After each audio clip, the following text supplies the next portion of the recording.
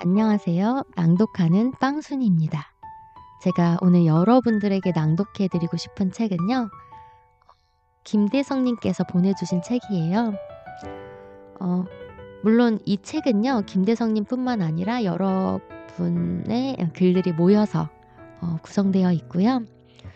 이 문학이라는 단어, 사실 살림 너머에 있거나 특별한 순간을 아름답게 담는 것이라 여겨왔지만 살림 문학은 저마다가 꾸미는 살림 안에 고유한 뜻이 깃들어 있음을 말한다고 해요. 그래서 이 문학은 살림과 어깨동무하면서 누구나, 그러니까 저도 될 수 있고 누구나 가꾸고 꾸리는 일을 가리키는 말로 넓어진다고 합니다. 머릿말을 보면은요, 이 머릿말에 손수 살림짓는 작은 이들이 어울려 꾸린 너른 마당이라고 되어 있거든요. 사실 2017년부터 회복하는 글쓰기라는 그런 글쓰기 모임을 이어오셨대요. 그러다가 2024년 5월부터 11월까지 손보고 여민 꾸러미라고 합니다. 그래서 이 책을 읽다가 저한테 와닿았던, 저도 아이들을 가르치는 일을 했었다 보니까 보경님께서 쓰신 글이 딱 와닿더라고요. 그래서 그 글과 그리고 또 김대성 님이 쓴 글, 저는 달리기를 잘 못하지만 이 김대성 님의 경험, 이 간접 경험을 통해서 제가 그 달리기 속으로 들어갈 수 있었던 시간이 되었거든요. 두 파트 낭독해 드리도록 하겠습니다. 그럼 책 속으로 들어가 볼게요. 고고싱!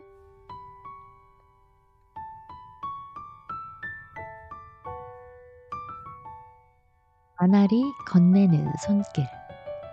박보경. 여기저기를 즐겁게 거닐다 진주에서 보건교사로 지내며 더불어 산다. 갈등과 다툼을 그치고 서로 가지고 있던 나쁜 감정을 품. 화해의 사전적 의미다. 갈등과 다툼이 있으면 서로에게 좋지 못한 감정을 품게 되고 그 감정은 계속해서 나와 함께한다. 밥 먹을 때도, 일할 때도, 잠자기 전에도 불쑥불쑥 떠오르는 일상이 끼어든다. 그로 인해 매 순간 온전히 몰입하지 못하고 감정에 좌지우지되기 쉽다. 얼마 전 학교에서 겪은 일이다. 수업을 시작하며 흥미를 유도하는 질문을 던졌다. 질문을 받은 아이는 귀찮다는 듯 건성으로 대답했다. 그리고 수업을 듣고 싶지 않다는 듯 사물함에서 카드를 꺼내왔다. 카드를 제자리에 돌려놓으라 말하자 그 아이는 혼잣말로 투덜투덜 욕과 비방을 들릴 듯 말 듯 뱉었다. 선생님은 무슨 말을 들은 것 같지만 오늘은 그냥 지나가려고 해. 이 말 한마디로 그날 수업을 일단락하고 교실 문을 나섰다. 이후 일과는 계속해서 아이의 행동, 말, 태도와 더불어 내 행동을 되짚어보는 생각으로 채워졌다. 학생이 미웠다가 그럴 수도 있지 이해하기도 하고 내 지도가 미흡했나 후회되는 등 온갖 감정은 내 일부가 되어 계속 따라다녔다. 며칠 뒤 그 학생이 보건실에 들어왔다. 아이를 보는 순간 진한 감정이 올라오는 것을 느꼈다. 아이는 여기저기 아픈 부위를 보여주었다. 어쩌다 다쳤는지, 지금 상태는 어떤지 묻는 질문에 똑똑히 대답했다. 처치를 하며 얼굴을 보니 눈곱이 끼어 있었다. 눈 감아볼래? 순순히 눈을 감는 아이 얼굴을 닦아주었다. 처치가 끝나고 아이는 보건실을 나갔다. 몇 교시가 지나서 다시 그 학생이 보건실을 찾았다. 붕대를 고정하는 테이프가 떨어졌다며 다시 붙여달라고 했다. 아이가 원하는 대로 테이프를 붙여주며 나직이 말했다. 선생님은 지난번 수업에서 너의 행동과 말에 많이 속상하더라. 아이는 가만했다. 선생님한테 해줄 말 없니? 아이는 조용하면서도 공손한 말투로 죄송합니다, 선생님 하고 말했다. 순간 마음속 어딘가 남아있던 아이에 대한 감정이 변하는 것을 느꼈다. 말랑말랑 부드러워지며 따뜻한 버터처럼 사르르 녹았다. 선생님이 너의 이야기를 들으니 마음이 녹는 것 같아. 이렇게 말해줘서 참 고맙다. 아이는 묵묵히 앉아 처치가 끝나길 기다렸다. 그 사이 아이의 흰 실내화가 눈에 들어왔다. 새 신발 같았다. 흰 실내화를 살짝 발로 밟으며 선생님이 너 새 신발 밟았어 하고 장난을 던졌다. 묵은 감정이 사라지니 산악 자전거 타기를 좋아하고 까무잡잡한 피부가 건강해 보이는 늠름한 아이가 눈앞에 있었다. 화해를 통해 지난 감정은 새로운 감정으로 바뀐다. 미워하는 마음에서 깊은 사랑과 이해로 바뀌게 된다. 화해는 쉽지 않다. 자신의 잘못을 인정하고 표현하려면 용기를 내야 하기 때문이다. 어른들은 대개 화해를 시도하는 과정에서 잘못을 인정하기보다 이유를 달고 그걸 표현하는 과정에서 마음에 없는 말과 행동으로 오해를 만들기 쉽다. 그래서 화해하려면 단순해지는 것이 좋다. 내 잘못을 인정하기, 잘못에 대해 솔직히 이야기하기, 마음을 표현하기, 그리고 기다리기. 그 학생이 단순하게 화해의 손길을 보내준 것이 참 고마웠다. 아이들, 선생님과 만나고 이어지면서 어찌 늘 좋은 감정들만 존재할까? 다만 관계 속에서 나쁜 감정이 생긴다면 잠시 시간을 가지며 기다려보려 한다. 기다리다 보면 내 마음이 다시 보이고 어느 날 화해해도 되는 순간을 만나게 될 거다. 그때 주저하지 않고 기꺼이 화해의 손을 내밀어 볼 참이다. 내가 만난 이 아이처럼.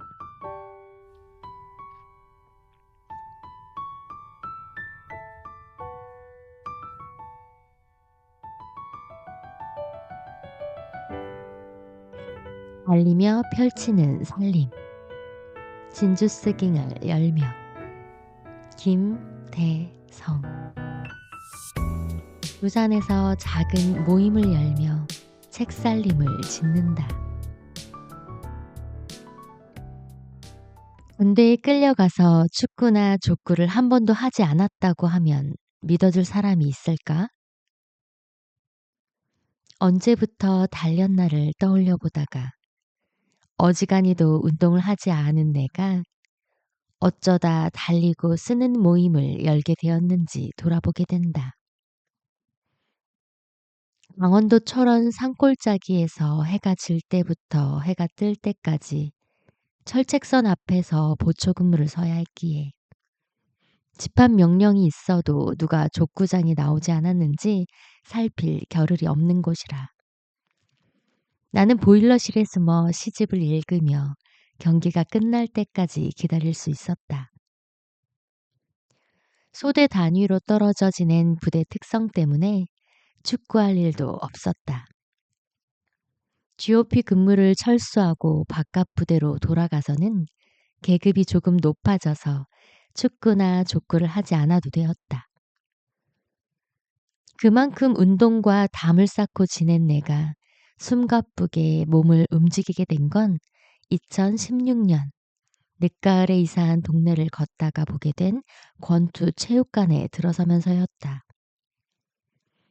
대학 강사 일을 하는 동안 무언가를 안간힘 쓰며 가르쳐 보려고만 했지.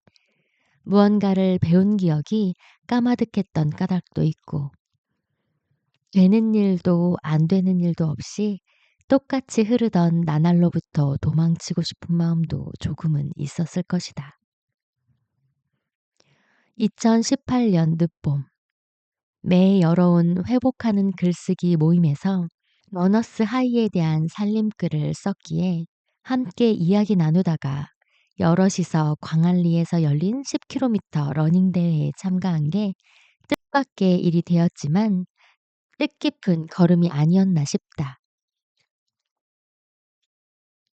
그즘 권투체육관에서 하루도 빼놓지 않고 몸이 부셔져라 운동을 해온 터라 링 위에서 지치지 않으려면 로드워크를 많이 하면 된다는 조언을 듣고 더 열심히 달렸던 것 같다. 더 빨리, 더 멀리 달리고 싶던 마음 때문이었을까? 평생 하지 않던 운동을 몸이 괴로울 정도로 몰아붙였기 때문이었을까?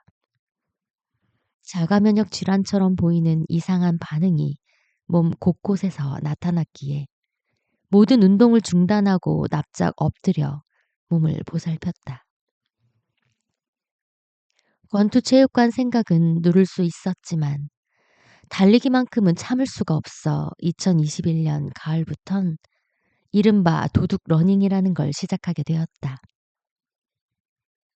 3년 동안 몸을 너무 못살게 굴어서 열이 오르는 일을 하면 안 된다는 조치의 당부가 있었기에 몰래 조금씩 뛰던 걸 도둑 러닝이라 이름 붙여보았다. 달리고 나면 무릎이 아파서 보름 정도는 뛸 수 없었고 그 주기가 한 달로 두 달로 늘어갔다. 2년 동안 드문드문 달리긴 했지만 그야말로 꺾인 무릎으로 절룩이며 뛰었다고 해야 할 듯 싶다. 어느 날 낙동강 변을 따라 달리다가 이대로 멈추지 않고 간다면 어머니가 입원한 병원까지 닿겠다 싶어 그 길로 계속 달렸던 때를 기억한다. 버스에서 내리다가 떨어져 바퀴에 두 다리가 깔려 뼈가 으스러진 떠올리기도 싫은 터무니없는 사고로 몇 달 동안 병원에 입원해 있던 어머니가 몸과 마음을 잘 추스르시길 바라며 달렸다. 한 번도 가본 적 없는 그 길을 기도하는 마음으로 달렸는데 내가 있는 곳에서 내가 닿고 싶은 곳까지 온 힘을 다해 달리는 일이 기도와 닮아 있다는 걸 알게 되었다. 오랜 스승이 위독하다는 소식을 듣고 자신이 사는 베를린에서 그이가 누워있는 파리까지 걸어서 간다면 소중한 이가 죽지 않을 거라는 바람을 담은 이상한 여행기, 얼음 속을 걷다를 알아본 것도 강변대로를 달리는 몸으로 했던 기도 때문이었지 싶다. 빨리 달리거나 멀리 달리기보다 몸을 살피며 달리는 동안 달리기가 내 몸과 마음을 들여다볼 수 있는 길목이라는 걸 저절로 알게 되었다.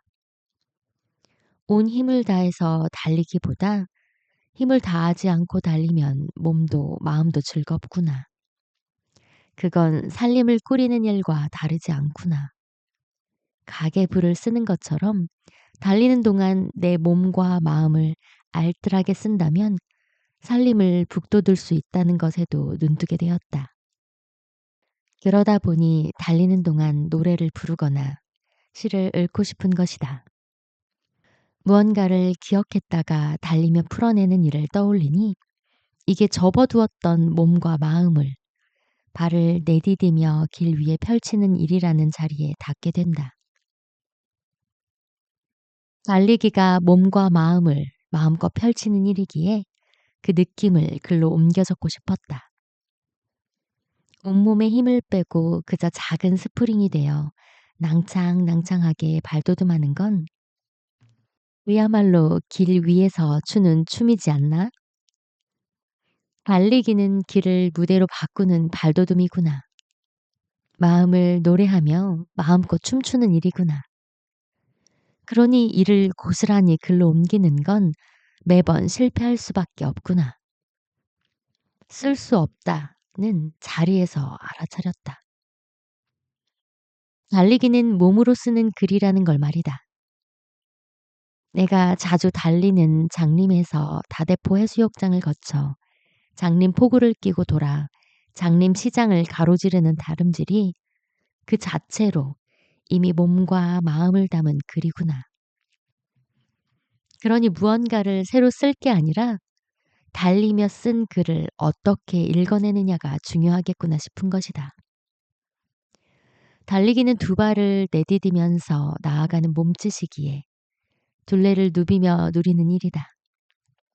가로질러 나아가는 듯 보이지만 달리는 동안 둘레를 눈으로 보고 귀로 듣고 몸으로 담는다. 어느 곳도 건너뛰지 않고 모조리 밟고 내딛기에 둘레를 몸과 마음에 가득 담는 일이기에 늘 새 몸과 새 마음으로 나아갈 수 있다 여긴다. 나는 코로만 숨쉬며 달린다. 빠르기나 거리를 중요하지 않다 여긴다.